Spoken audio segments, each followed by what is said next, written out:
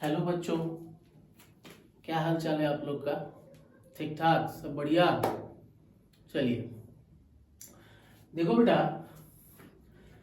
इससे पहले जो हमने वीडियो अपलोड की है वो इनकम टैक्स पेपर का है, जो सीए इंटर और बीकॉम के स्टूडेंट के लिए वो टॉपिक है। आज जो हम एक जो टॉपिक लेकर के आए हैं बेटा, वो बेसिकली फाउंडेशन लेवल पे है। सीए फाउंडेशन के बच्चों के लिए बिजनेस लॉ एक पेपर है, उस बिजनेस लॉ को आज हम लोग डिस्कस करेंगे। और बिजनेस लॉ का होल सिलेबस, पूरा का पूरा कंटेंट जो है बेटा, वो आपको डेली बेसिस पे आपको मेरे चैनल पे अपलोड होता चला जाएगा। एंड आप वहां से आप उस वीडियो को आप देख सकते हैं and you will get benefit. ठीक है, बिल्कुल फ्री कंटेंट है। आप वहां से डेली वो वीडियो अपलोड होगा and full content, business law का पूरा कंटेंट जो है वो आपको फ्री ऑफ कॉस्ट जो है वो आपको हमारे चैनल पे मिलेगा। ठीक है, देखो बेटा, आज हम लोग बिजनेस लॉ के बारे में पढ़ेंगे। फाउंडेशन लेवल पे पेपर टू जो है वो बिजनेस लॉ, ये टॉपिक दिया गया। पेपर 2 फाउंडेशन लेवल पे बिजनेस लॉ को पढ़ना है। ठीक है, देखिए, ये बेसिकली लॉ पढ़ने से पहले मैं आपको एक बात ये बता दूं कि शायद I am the first law teacher of your life, क्योंकि इससे पहले आप कभी भी इस सब्जेक्ट से कभी आपका वास्ता नहीं हुआ होगा। बिजनेस लॉ से आपने मैथ्स पढ़ा, आपने साइंस फिजिक्स पढ़ा, आपने केमिस्ट्री पढ़ा, इवन +2 में, +1 में, 11 12th में आप अकाउंट्स पढ़े, बिजनेस स्टडीज पढ़ा, आपने मैथ्स पढ़ा, आपने इकोनॉमिक्स पढ़ा आपने, लेकिन ये पेपर आपने कभी नहीं पढ़ा है। मतलब फ्रॉम द चाइल्डहुड से अब तक की मैं आपकी बात करूं, फ्रॉम केजी से टिल सीए फाउंडेशन लेवल तक जो है, आप जब आए हो तो इस सब्जेक्ट से आपका किसी भी तरीके का कोई वास्ता नहीं रहा होगा। तो शायद मैं कह सकता हूं कि I am the first law teacher of your life. ठीक है, मतलब, और मुझे आपको ये पेपर पढ़ाने से मुझे ये फील हो रहा है कि आप जो है, मतलब एक फर्स्ट स्टैंडर्ड का स्टूडेंट जो होता है, बिल्कुल फ्रेश माइंड से, और फर्स्ट चीज, पहली चीज कोई उसको ऐसा कोई पेपर पढ़ने को मिल रहा है कि वो कि उस चीज को वो ज्यादा से ज्यादा उस चीज को वो ग्रास्प करेगा, आई थिंक। ठीक है, देखो बेटा, बिजनेस लॉ में क्या है, आपको इसका सिलेबस में थोड़ा सा समझा देता हूं मैं आपको। इस पे 5 टॉपिक्स पढ़ने हैं बेटे, 5 लॉ को पढ़ना है। फर्स्ट है Indian contract act 1872, sales of goods act 1930, Indian partnership act 1932, and the limited liability partnership act 2008 and the companies act 2018। चलिए, अब जब आप इस कोर्स में आ चुके हैं, आप सीए में एंटर कर चुके हैं, तो इस लॉ से वास्ता जो है आपका, आप समझ लो कि सीपीटी लेवल पे, सीपीटी मतलब जब मैं सीए कर रहा था तो उस वक्त सीए फाउंडेशन का नाम जो था वो सीपीटी था, कॉमन प्रोफिशिएंसी टेस्ट। अब इसका नाम जो है वो फाउंडेशन लेवल पे है ना। आईसीएआई ने, institute of chartered accountant of India ने क्या किया, नेम चेंज किया। सीपीटी था पहले, सीपीटी था, अब फाउंडेशन है। ठीक है, तो जब आप सीए में एंटर कर चुके हो तो ये जो लॉ जो है बेटा, ये लॉ जो है आपको CPT level means foundation level पे भी पढ़ने को मिलेगा। आप जब आईपीसीसी में जाओगे बेटा, आपको वहां पे भी लॉ पढ़ने को मिलेगा। वहां पे कॉर्पोरेट लॉ के नाम से आप इस पेपर को देखोगे। एंड फाइनल में भी क्या है बेटा, जब आप फाइनल में जाएंगे तो फाइनल में भी आपको लॉ पढ़ना पड़ेगा। मतलब आपके इस पूरे सीए की जर्नी में क्या है, आपको लॉ से मुलाकात होती रहेगी। ठीक है, और बहुत ही इंटरेस्टिंग पेपर है, बहुत ही इंटरेस्टिंग पेपर है। आप मतलब इस पेपर को पढ़ने के बाद आप ऐसा फील करोगे कि हाँ, कुछ मैंने सीए इतने अच्छे कोर्स में मैं जब मैंने एडमिशन लिया है, मैं जब सीए कर रहा हूं, हाँ कुछ अच्छी चीज मुझे पढ़ने को मिल रही है। And I am assuring you will fall in love with the law. Definitely you will fall in love with the law, and I think you will romance with this law after like ending of this chapter. You will romance with this topic. तो देखो बेटा, law पढ़ने से, business law हम लोगों को पढ़ना है, तो इस बिजनेस लॉ में बेसिकली इस बिजनेस को अभी आप भूल जाइए, इसको भूल जाइए, इसको याद नहीं रखना है अभी। फर्स्ट ऑफ ऑल आप ये समझो बेटा कि लॉ जो है क्या है लॉ, क्यों बना, कैसे बना, क्या इसकी जरूरत पड़ी, है ना। तो थोड़ा सा ब्रीफ में, थोड़ा डीपली इसके बारे में हम लोग समझते हैं, ठीक है। देखो बाबू, लॉ, आप कहोगे सर मैं तो सर लॉ पढ़ करके आया हूं। हाँ, आपने पढ़ा है लॉ, आपने इकोनॉमिक्स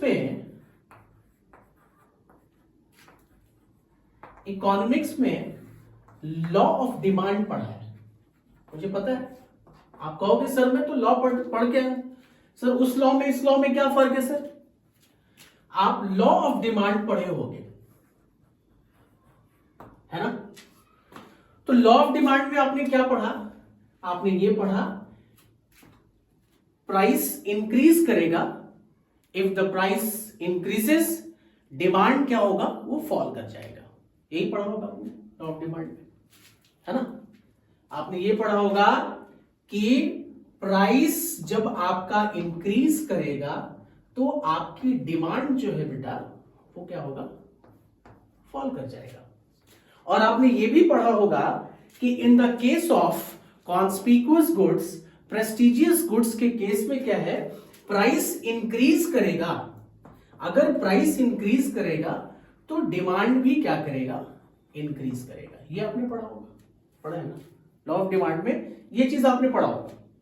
अब आप कहोगे कि सर ये लॉ कौन सा है और ये लॉ कौन सा है ना। और आपने साथ में ये भी पढ़ा होगा कि other thing remaining constant, other thing remaining constant.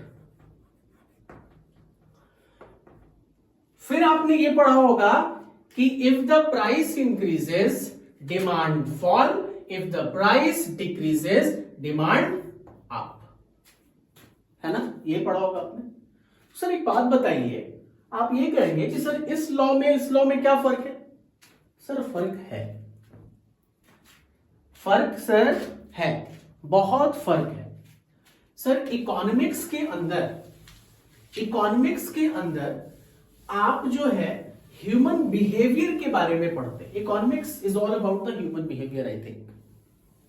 Human नहीं, कंज्यूमर बिहेवियर कह सकते हो, ये कंज्यूमर बिहेवियर पे डिपेंड करता है।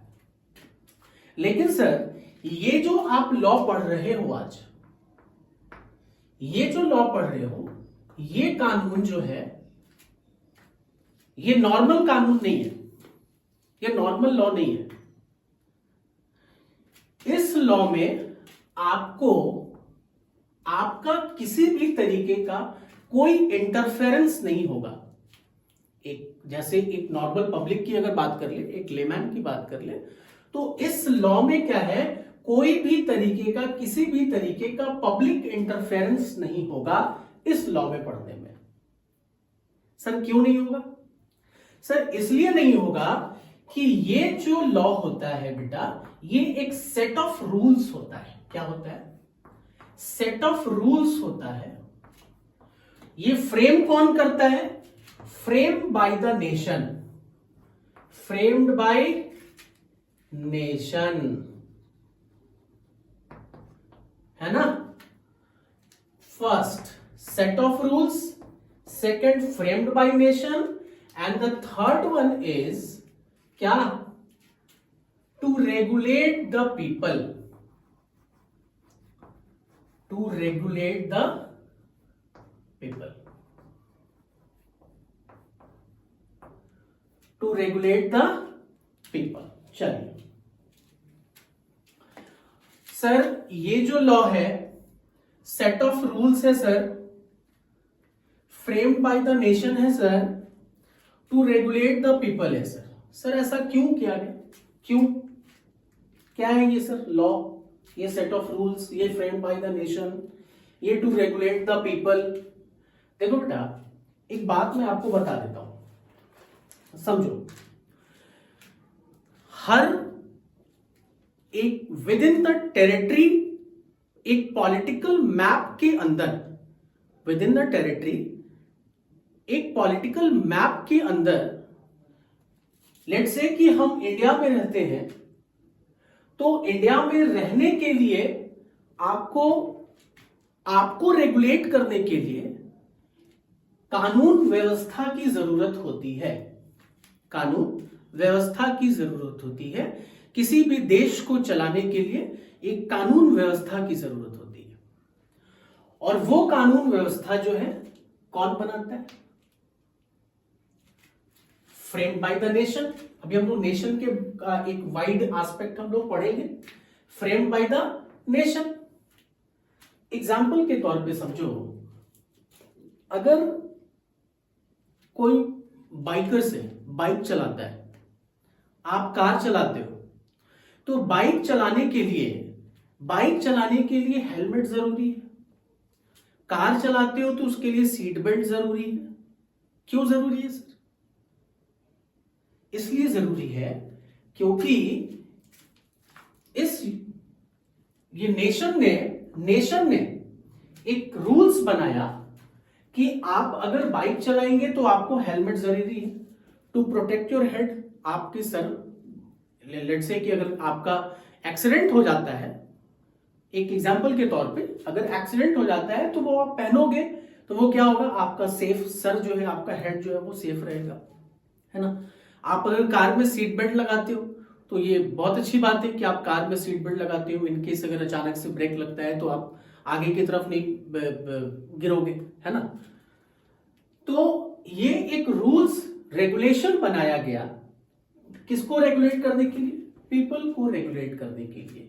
एक पॉलिटिकल मैप के अंदर जो लोग रहते हैं, पीपल रहते हैं, उनको रेगुलेट करने के लिए एक नेशन ने एक सेट ऑफ रूल्स को फ्रेम कर दिया कि अगर आप बाइक चलाते वक्त, ड्यूरिंग राइडिंग बाइक, अगर आप हेलमेट नहीं पहनते हो तो आपके ऊपर लेट्स से कि 1000 रुपीज का फाइन जो होगा वो इंपोज किया जाएगा। तो इस डर से आपके अंदर एक फियर होगा कि अगर ट्रैफिक रूल्स के नियमों को पालन नहीं करूंगा तो मुझे 1000 रुपीज का, 2000 रुपीज का, 5000 रुपीज का, जो भी हो, आपको फाइन मुझे पे करना पड़ेगा। तो इसके लिए आप क्या करते हो, आप हेलमेट पहन करके चलते हो और आप सीट बेल्ट जो है वो लगा करके आप चलते हो। कोई दिक्कत परेशानी नहीं सर। देखो बेटा, ये जो हम लोग पढ़ रहे थे, ये बेसिकली लॉ के बारे में हम लोग समझ रहे थे कि लॉ का मतलब क्या होता है। तो सर लॉ का मतलब यही होता है सर कि set of rules framed by the nation to regulate the people within a territory और पॉलिटिकल मैप। क्या मैंने बोला, फिर से देखो, लिखो बेटा, लिख लो अगर लिखना है तो। Set of rules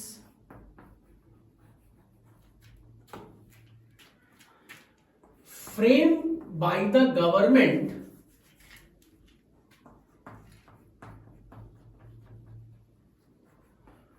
framed by the nation,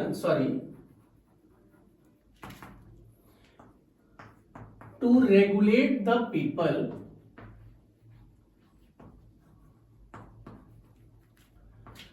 to regulate the people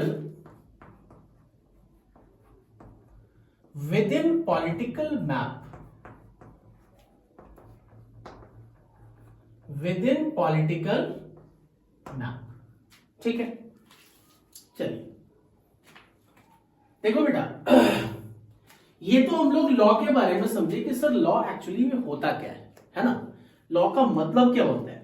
so law का मतलब सर यही होता है कि set of rules framed by the nation, है ना। आपकी गवर्नमेंट है, इंडिया में आप रहते हो, तो इंडिया में रहने के लिए आपको इस सेट ऑफ रूल्स को जो है आपको फॉलो करना पड़ेगा। टाइम टू टाइम आपको सेट ऑफ रूल्स को, उसको रूल्स एंड रेगुलेशंस को आपको फॉलो करना पड़ेगा। आपको बाइक चलाना है तो you will have to wear the helmet, है ना। आप अगर कार ड्राइव करते हो तो आपको इस कार का सीट बेल्ट आपको लगाना पड़ेगा। बाकी और लॉ की मैं अभी बात नहीं कर रहा हूं मैं, जैसे आप सिर्फ समझ लो, अब जैसे आपने किसी का मर्डर कर दिया, है ना, आपने किसी का मर्डर कर दिया तो आपके ऊपर क्या लग जाएगा भाई, इंडियन पिनल कोड का सेक्शन आपके ऊपर अप्लाई हो जाएगा, है ना। सीआरपीसी पढ़ना है, सिविल लॉ पढ़ना है, तो बहुत सारी ऐसे लॉ है, लेकिन हमको जो है अभी सिर्फ समझना है लॉ के बारे में। तो लॉ के बारे में हम लोगों ने समझा कि सर सेट ऑफ रूल्स है, ये सेट ऑफ रूल्स है, नेशन क्या करती है उसको फ्रेम करती है, और ये जो रेगुलेट कौन करते हैं, किसके लिए रेगुलेट किया गया, तो जो पॉलिटिकल मैप के विद इन जो लोग रहते हैं उनके लिए ये लॉ को बनाया गया, चाहे वो किसी भी तरीके का लॉ क्यों ना हो। ठीक है, अब देखो बेटा, ये लॉ तो हम लोगों ने समझा कि लॉ आखिर होता क्या है। अब ये समझो कि सर इसको बनाता कौन है, कौन है इसको बनाने वाला, इसका जन्मदाता कौन होता है बेटा, कौन है इसका जन्मदाता, कैसे ये लॉ बनता है। देखो बेटा, हमारे इंडिया की अगर बात कर लें, इंडिया की अगर बात कर लें तो इंडिया के अंदर बेसिकली जो है इसको क्लासिफाई कर दिया गया। क्या कर दिया गया, इंडिया के अंदर जो ये जो लॉ बन रहा है, तो इंडिया को क्लासिफाई कर दिया गया। क्या क्लासिफाई कर दिया गया कि आपको अगर इंडिया में हैं, आप मीन्स अपने देश में आप रह रहे हैं, इंडिया में अगर आप रह रहे हैं, तो कॉन्स्टिट्यूशन जो होता है बेटा, कॉन्स्टिट्यूशन संविधान जिसको कहा जाता है, कॉन्स्टिट्यूशन इंडिया कह लो या नेशन कह लो बेटा, नेशन को क्लासिफाई कर दिया गया, है ना। बहुत इंटरेस्टिंग सा बात है बेटा, नेशन को क्लासिफाई कर दिया गया, कॉन्स्टिट्यूशंस उसके लिए बनाया गया। क्या कॉन्स्टिट्यूशन बना कि कोई भी देश, अगर हम किसी देश की बात हटा दो, हमारी इंडिया की बात करो, इंडिया जो है हमारा नेशन जो है उसको रेगुलेट कौन करता है, कॉन्स्टिट्यूशन। बिना संविधान के कोई भी देश जो है वो चल नहीं सकता है। संविधान का होना जरूरी है किसी भी नेशन को रेगुलेट करने के लिए। जैसे एक एग्जांपल से समझो बेटा, इंडिया के अंदर डिफरेंट रिलीजन के लोग रहते हैं, डिफरेंट फेथ के लोग रहते हैं, डिफरेंट कस्टम्स के लोग रहते हैं, है ना। तो अगर मैं उनकी आस्था की अगर बात करूं मैं, तो जो हिंदू पॉपुलेशन है, हिंदू पॉपुलेशन जो है उनका जो आसमानी किताब जिसको कह सकते हो, जो होली बुक है, वो क्या है बेटा, रामायण है, गीता है ना, गीता, रामायण है, गीता है। जो मुस्लिम कम्युनिटी के लोग हैं, जो मुस्लिम पॉपुलेशन है इंडिया में, उनके लिए क्या है, जो होली बुक कौन सा है, वो कुरान है। ठीक है, जो क्रिश्चियंस है बेटा, यहां पे इंडिया के अंदर जो क्रिश्चियंस रहते हैं उनके लिए क्या है, बाइबल है ना। तो इंडिया के अंदर जो है वो मतलब ऐसे तो बहुत सारे रिलीजन्स हैं, लेकिन मोटा मोटी बेसिकली मैंने 3 रिलीजन्स की बात की, हिंदू, मुस्लिम और क्रिश्चियन। तो ये जो रामायण गीता जो कहता है वो हिंदू रिलीजन के लोग उसको मानते हैं, कुरान जो कहता है वो मुस्लिम रिलीजन के लोग मानते हैं, और जो बाइबल इनके लिए कहता है वो क्रिश्चियन इनको मानते हैं, है ना। उसी तरीके से बेटा ये जो नेशन होता है, नेशन जो है, नेशन को भी बताया गया कि आप जो रेगुलेट होंगे वो कॉन्स्टिट्यूशन से होंगे, आपके लिए जो किताब होगा वो कॉन्स्टिट्यूशन होगा। मीन्स आप देश के संविधान के बियॉन्ड जाकर के काम नहीं कर सकते हैं। जिस तरीके से हिंदू पॉपुलेशन रामायण और गीता के बियॉन्ड जाकर के काम नहीं कर सकता है, अपने रिचुअल्स को बदल नहीं सकता है, उसी तरीके से मुस्लिम भी जो है वो अपने कुरान के ऑपोजिट वो नहीं जा सकते हैं, क्रिश्चियन जो है वो बाइबल के अपोजिट नहीं जा सकते हैं। उसी तरीके से बेटा नेशन में भी, नेशन को भी चलाने के लिए संविधान की जरूरत पड़ती है। ये जो संविधान है उसी से देश हमारा चलेगा, इसके बियॉन्ड जाकर के ये नेशन काम नहीं कर सकता है, ध्यान रखना बेटा, ठीक है। अब कॉन्स्टिट्यूशंस को बेटा 3 पार्ट में डिवाइड कर दिया गया, समझना बेटा, बहुत बारीकी चीज बता रहा हूं मैं। कॉन्स्टिट्यूशंस को भी क्या कर दिया गया बेटा, 3 पार्ट में क्लासिफाई कर दिया गया। एक को कहा गया लेजिस्लेचर, क्या कहा गया बेटा, लेजिस्लेचर कहा गया। सेकंड को कहा गया एग्जीक्यूटिव, क्या कहा गया, एग्जीक्यूटिव। एंड थर्ड को कहा गया जुडिशियरी, क्या कहा गया, जुडिशियरी। इन तीनों एस्पेक्ट से क्या है, कोई भी नेशन रेगुलेट होता है, क्या होता है, इन तीनों एस्पेक्ट से कोई भी नेशन जो होगा बेटा वो क्या होगा, रेगुलेट होगा। और ये कौन बता रहा है, ये कॉन्स्टिट्यूशन बता रहा है। कॉन्स्टिट्यूशन ने क्लासिफाई कर दिया कि हम लेजिस्लेचर में, एग्जीक्यूटिव में और जुडिशियरी में अपने नेशन को क्या कर देते हैं, क्लासिफाई कर देते हैं, है ना। और तो अब ये समझेंगे कि सर लेजिस्लेटिव मींस लेजिस्लेशन का क्या मकसद होता है। देखो बेटा, किसी भी जगह का जो एमपी होता है बेटा, एमपी वो बेसिकली कौन होता है बेटा, वो लॉ मेकर होता है। असली लॉ मेकर कौन होता है बेटा, वही होता है लॉ मेकर। हर एरिया का जो एमपी होता है, जो पार्लियामेंट में बैठते हैं, वो लोग कौन लोग बैठते हैं, पार्लियामेंट में बैठते हैं। एमपीज जो होते हैं बेटा वो पार्लियामेंट में बैठते हैं, और यही लोग जो होते हैं बेटा ये लॉ मेकर होते हैं। कौन होते हैं, लॉ मेकर होते हैं। ये लोग लॉ को बनाते हैं बेटा, ये लॉ बनाते हैं, किसी भी नेशन के लिए लॉ को फ्रेम करते हैं ये लोग। नेक्स्ट हो गया जुडिशियरी, ठीक है, लेजिस्लेटिव, एग्जीक्यूटिव एंड जुडिशियरी। देखो बाबू क्या बोल रही है सर, ये लेजिस्लेटिव में कौन लोग हैं। सर लेजिस्लेटिव में कहा गया कि पार्लियामेंट के अंदर, ये क्या है बेटा, पार्लियामेंट है ना, ये सेंट्रल लेवल पे, ठीक है। और स्टेट लेवल पे क्या होता है बेटा, लेजिस्लेटिव असेंबली होता है।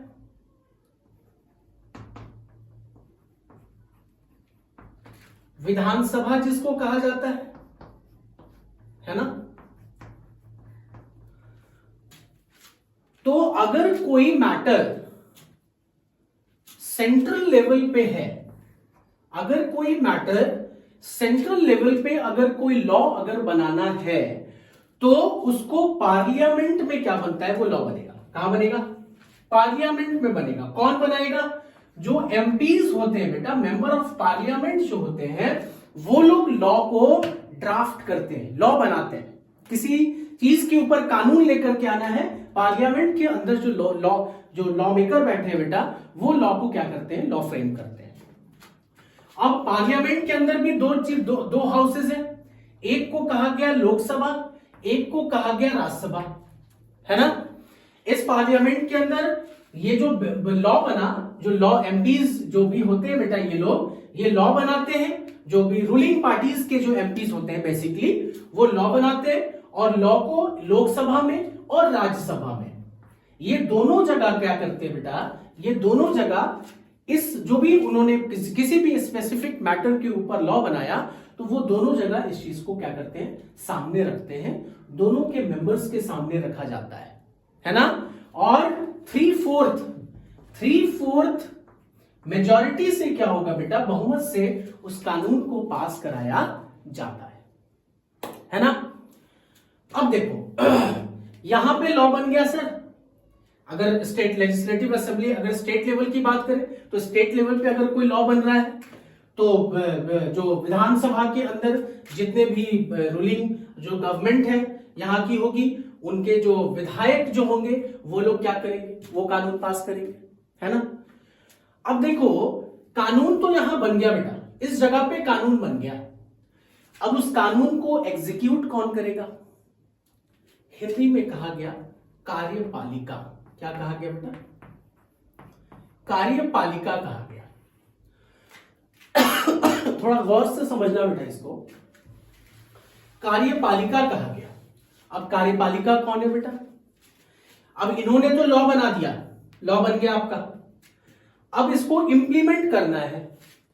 तो ये इंप्लीमेंट कैसे होगा, तो एडमिनिस्ट्रेशन के जो लोग होंगे वो क्या करेंगे, इसको इंप्लीमेंट करेंगे।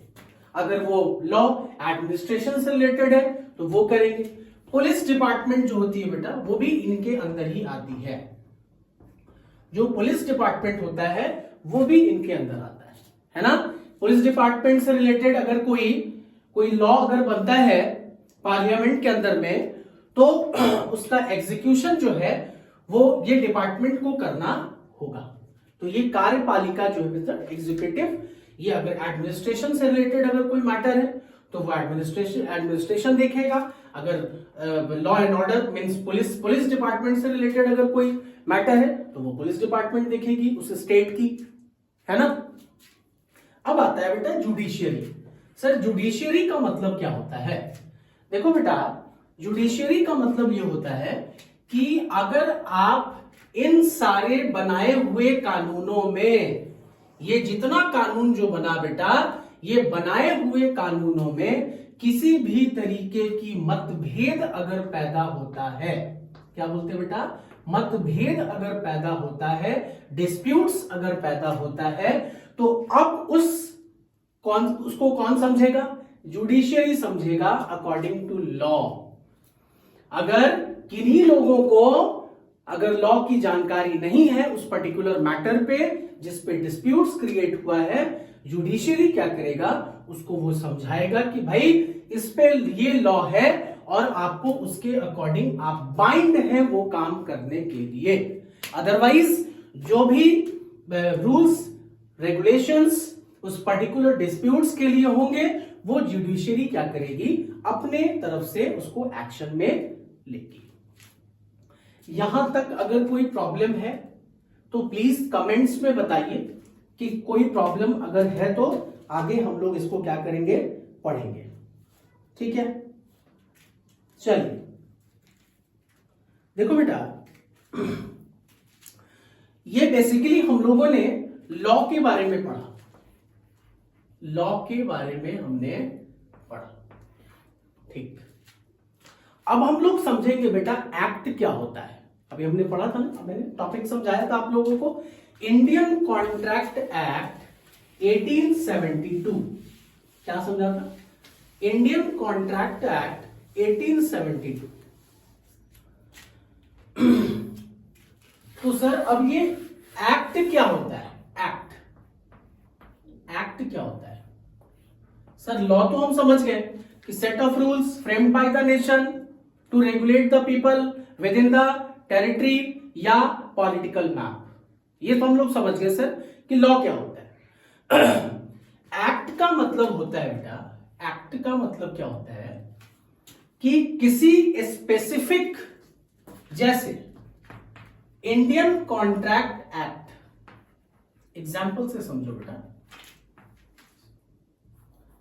इंडियन कॉन्ट्रैक्ट एक्ट 1872, एक्ट का मतलब होता है इस पर्टिकुलर लॉ के लिए, इस पर्टिकुलर लॉ के लिए, इस स्पेसिफिक लॉ के लिए rules and regulation, rules and regulation. क्या हुआ? एक्ट का, लॉ का मतलब, लॉ एक वाइडर टर्म है, लॉ क्या है? एक वाइडर टर्म है। अगर एक्ट का मतलब क्या हो गया कि स्पेसिफिक लॉ के लिए, स्पेसिफिक चीजों के लिए, लॉ के लिए क्या करना पड़ा? एक रूल्स एंड रेगुलेशन, है ना। लॉ एक वाइडर टर्म, एक्ट जो है वो नैरो टर्म है। लॉ एक वाइडर टर्म होता है, एक्ट जो है एक नैरो टर्म होता है, जो किसी पर्टिकुलर लॉ के ऊपर रूल्स एंड रेगुलेशंस को डिफाइन करता है। ठीक है। और एक चीज मैं आपको और बता दूं कि ये एक्ट को एक्ट क्यों कहा गया। देखो बेटा, मैंने आपको बताया कि कॉन्स्टिट्यूशंस को 3 पार्ट में क्लासिफाई किया गया। एक को बताया गया लेजिस्लेचर, दूसरा है एग्जीक्यूटिव, और तीसरा है जुडिशियल। ठीक है, यही बताया। कानून बन कहां रहा है? लॉ कहां बन रहा है? सर यहां बन रहा है, पार्लियामेंट के अंदर बन रहा है। सर कहां बन रहा है? पार्लियामेंट के अंदर कानून बन रहा है। ठीक है। बना कौन रहा है बेटा? सर रूलिंग पार्टीज के एमपीज बना रहे। कौन बना रहे? रूलिंग पार्टीज के जो एमपीज है बेटा, वो बना रहे हैं। मेंबर ऑफ पार्लियामेंट जो है वो सर उस लॉ को रेडी कर रहे हैं वो। ठीक है। तो आप लोग जब लॉ को एक किताब में लिखा जा रहा होगा, मीन्स कॉपी कह सकते हो, जैसे हम लोग पढ़ते हैं ना, एक रफ कॉपी रखते हैं, एक फेयर कॉपी रखते हैं। तो जो रफ कॉपी होता है, उस रफ कॉपी की तरह उस लॉ को उसके अंदर लिखा जाता है ना। उस रफ कॉपी को बेयर एक्ट का नाम दिया गया। क्या नाम दिया गया? Bare act. बेयर एक्ट का नाम दिया गया। हम लोगों ने भी पढ़ा है, आप लोग भी आगे जाकर के पढ़ोगे, है ना। जब इंटर लेवल पे जाओगे, फाइनल लेवल पे जाओगे बेटा, तब आपको भी बेयर एक्ट पढ़ने की जरूरत पड़ेगी। अगर आप लॉ में अपना पकड़ बनाना चाहते हैं, स्पेशलाइज्ड होना चाहते हैं, तो आपको बेयर एक्ट जो हो पढ़ना पड़ेगा। ठीक है। सर बेयर एक्ट का मतलब क्या होता है? बेटा बेयर एक्ट जो होता है वो लोकसभा राज्यसभा का लैंग्वेज होता है, जो कि बहुत टफ होता है। मतलब कभी कभी तो समझ में नहीं आता है कि क्या लिखा है ना। पार्लियामेंट्री लैंग्वेज होता है बेटा उसके अंदर। हम एक लेमैन जो है वो उसको समझ नहीं पाएगा पढ़ करके कि वो क्या लिखा है उसके अंदर, है ना। ये बेयर एक्ट कहलाया। मतलब बिल्कुल रॉ जो है वो कहां पे है? किसी भी पर्टिकुलर चीजों के ऊपर, किसी पर्टिकुलर टॉपिक के ऊपर अगर लॉ बन रहा है तो वो कहां पे लिखा होगा? बेयर एक्ट में लिखा जाता है। कहां लिखा जाता है? बेयर एक्ट में लिखा जाता है। ठीक। अब इसी चीज को हमारे प्रेसिडेंट के सामने, जो हमारे देश के जो प्रेसिडेंट होते हैं बेटा, उनके सामने उसको पेश किया जाता है। किसके सामने? प्रेसिडेंट के सामने। उनके सामने पेश किया जाता है और वो उसको क्या करते हैं? पढ़ते हैं। पढ़ने के बाद हमारे देश के जो राष्ट्रपति होते हैं वो क्या करेंगे? उसके ऊपर अपना एसेंट देते हैं। क्या देते हैं बेटा? एसेंट देते हैं, अपनी सहमति देते हैं। वो बिना उनकी सहमति से कोई भी लॉ पास नहीं हो सकता है। ध्यान रखेंगे बेटा इस बात को। बिना उनके सहमति के कोई भी लॉ जो है वो पास नहीं होता है। तो जैसे ही प्रेसिडेंट ने उस कानून के ऊपर, मींस आप कह सकते हो बिल, या उसको प्रोपोज्ड बिल कह सकते हो। क्या कह सकते हो? Proposed bill. प्रोपोज्ड बिल आप कह सकते हो उसको। बिना इस बिल के ऊपर, बिना उनकी सहमति के, बिना उनके एसेंट के, वो बिल जो है पास नहीं हो सकता है। लेकिन जब प्रेसिडेंट ने, हमारे देश के राष्ट्रपति, अगर उस बिल के ऊपर, मींस उस प्रोपोज्ड बिल के ऊपर, अगर जैसे ही वो क्या करते हैं, अपना एसेंट वो देते हैं, अपनी सहमति देते हैं, दैट बिल बिकम्स एक्ट। वो क्या बन जाता है? वो एक्ट बन जाता है। वो बिल का क्या बन गया बेटा? एक्ट बन गया। क्या बन गया? एक्ट बन गया। सो आज की वीडियोस में आई थिंक आप लोगों को थोड़ा ओवरव्यू आप लोग को मिला होगा कि सर लॉ आखिर होता क्या है, क्यों हम लोग लॉ हर जगह सुनते हैं, लेकिन ये नहीं पता होता है सर कि लॉ क्या होता है, एक्ट क्या होता है। ठीक है, लास्ट एक चीज आप लोगों को और समझाना है कि सर जैसे एग्जाम्पल के तौर पे Indian contract act, Indian contract act, या इसकी बात छोड़ दोगे आप, इसकी बात छोड़ दो, आप अभी बिजनेस लॉ के ऊपर ही रहो। बिजनेस लॉ, ठीक है, लॉ हम लोगों ने समझ लिया। क्या भाई? सर बिजनेस से रिलेटेड ट्रांजैक्शंस को रेगुलेट करने के लिए अगर मैं आप लोगों से पूछूं कि सर बिजनेस लॉ का क्या मतलब होता है, तो आप कह सकते हो कि set of rules framed by the government to regulate the business transaction. बोल सकते हो कि नहीं बोल सकते हो? बिजनेस लॉ क्या होता है सर? सर बिजनेस लॉ का मतलब होता है कि सेट ऑफ रूल्स होता है सर, सेट ऑफ रूल्स होता है, गवर्नमेंट उसको क्या करती है? फ्रेम करती है। क्या करती है? फ्रेम करती है। क्या करने के लिए? कि सर रेगुलेट करने के लिए। किसको रेगुलेट करने के लिए? तो कहा गया सर कि बिजनेस ट्रांजैक्शंस को रेगुलेट करने के लिए सर हम लोग बिजनेस लॉ पढ़ते हैं। ठीक है, कोई प्रॉब्लम, कोई शक शुबा हो तो आप मुझे कमेंट्स में बता सकते हैं।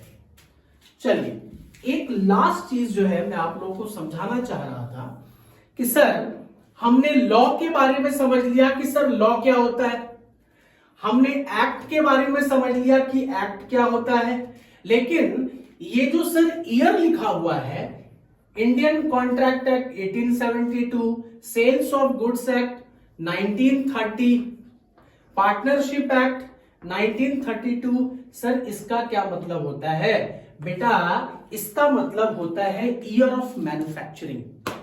ईयर ऑफ मैन्युफैक्चरिंग एक लेमैन की तरह समझो बेटा। ईयर ऑफ मैन्युफैक्चरिंग, किसी भी, ये तो मैं किसी पर्टिकुलर सामान की बात कर रहा हूं मैं, आप कोई भी सामान खरीदते हो तो उसके ऊपर मैन्युफैक्चरिंग डेट लिखा होता है बेटा, है ना, कि उस दिन जो डेट उसके अंदर लिखा होता है, आप ये मानते हैं, हम ये मानते हैं कि उस दिन ही क्या हुआ है, वो मैन्युफैक्चर हुआ है। उसी तरीके से बेटा लॉ के अंदर भी जब हम लोग कॉन्ट्रैक्ट एक्ट पढ़े, जब हमने जब हमने कॉन्ट्रैक्ट एक्ट पढ़ा 1872, सेल्स ऑफ गुड्स एक्ट है 1930, sales of goods act 1930, partnership act 1932। Sir इस 1872, 1930, 1932 का मतलब होता है बेटा इस साल इस कानून को इंप्लीमेंट किया गया था। क्या किया गया था? इंप्लीमेंट किया गया था। 1872 में कॉन्ट्रैक्ट एक्ट को इंप्लीमेंट किया गया, सेल्स ऑफ गुड्स एक्ट 1930 को इंप्लीमेंट किया गया एंड पार्टनरशिप एक्ट जो है वो 1932 में इसको इंप्लीमेंट किया गया। मैं आपको आसान भाषा में मैंने समझाने के लिए मैंने आपको बोला कि इसका मतलब होता है year of manufacturing. I hope कि आप लोगों को बेसिक लॉ की अंडरस्टैंडिंग बहुत अच्छे से हो गई होगी। अगर किन्हीं को अगर नहीं समझ में आया होगा तो मैं दोबारा से समझाने के लिए रेडी हूं मैं आपके लिए। आप मुझे प्लीज कमेंट्स में आप मुझे बताएंगे कि क्या नहीं समझ में आया और मैं उसको फिर से सुधार करूंगा या मैं दोबारा से आपको मैं समझाने के लिए मैं तैयार रहूंगा। ठीक है, आज यहीं तक एंड मैं आप लोगों से एक रिक्वेस्ट करूंगा कि अगर आपको मेरी वीडियोस मेरी पढ़ाई अगर अच्छी लग रही हो तो काइंडली आप मेरे चैनल को सब्सक्राइब करो, कमेंट करो, लाइक करो, शेयर करो, क्योंकि आपके ऐसा करने से हमारा हौसला और बढ़ेगा और मैं आपके लिए कंटेंट जो है मैं टाइम टू टाइम अपलोड करता चला जाऊंगा, है ना। मेरे बेसिकली क्या है कि ऐसा करने से मैं ये जो वीडियोस बना रहा हूं और मैं पूरा का पूरा कंटेंट जो है मैं वो क्या करूंगा अपने YouTube चैनल पे उसको अपलोड करूंगा फ्री ऑफ कॉस्ट। कोई भी बच्चा कॉमर्स का बच्चा, मैं कॉमर्स पढ़ा रहा हूं तो कॉमर्स का बच्चा पैसे की वजह से अनपढ़ नहीं रहेगा। पढ़ाई को इतना सस्ता कर दूंगा लाइक एज पोस्ट कार्ड के बराबर मैं सस्ता कर दूंगा पढ़ाई को, कॉमर्स की पढ़ाई को। बात समझ में आ रही है आपको। कॉमर्स का बच्चा कॉमर्स अगर लिया है तो वो बिना पढ़े हुए नहीं रह सकता है। पैसा बाधा नहीं आएगा, इस बात को आप ध्यान रख लीजिएगा। पैसा बाधा नहीं आएगा, मनी हिंड्रेंस कभी नहीं होगा आपकी पढ़ाई के लिए, ये मेरा आपसे वादा है। Thank you so much. फिर मिलते हैं हम लोग नेक्स्ट वीडियोस में।